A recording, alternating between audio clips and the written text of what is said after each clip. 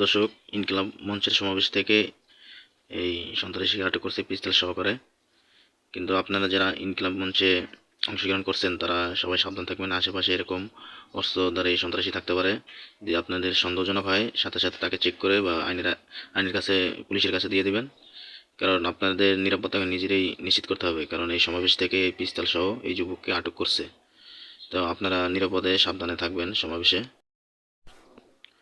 আর যে যেভাবে পারেন হাদি ভাইয়ের নিউজগুলি বেশি বেশি শেয়ার করেন, কারণ বর্তমানে এমন একটা পরিস্থিতি যে যেটা অনলাইনে ঘোরাঘুরি বেশি করে সেটারই বিচার হওয়ার সম্ভাবনা থাকে, আর যেটা অনলাইনে থাকে না সেটা বিচার হওয়ার সম্ভাবনা খুবই কম থাকে। মানে বর্তমানে এমন একটা পরিস্থিতিতে আমরা আছি। পিস্তল পাওয়া গিয়েছে, তাকে হাজতে নেওয়া হচ্ছে। আমরা একটু আপনাদেরকে দেখানোর চেষ্টা করছি এবং জায়গাটি সীমাবদ্ধ, জায়গাটিতে যাওয়া যাবে না হাজতের কাছে, এই জন্যই তার কাছাকাছি গিয়ে আপনাদের দেখাতে পারছি না। তবে এই মুহূর্তে যেটি আমরা জানতে পেরেছি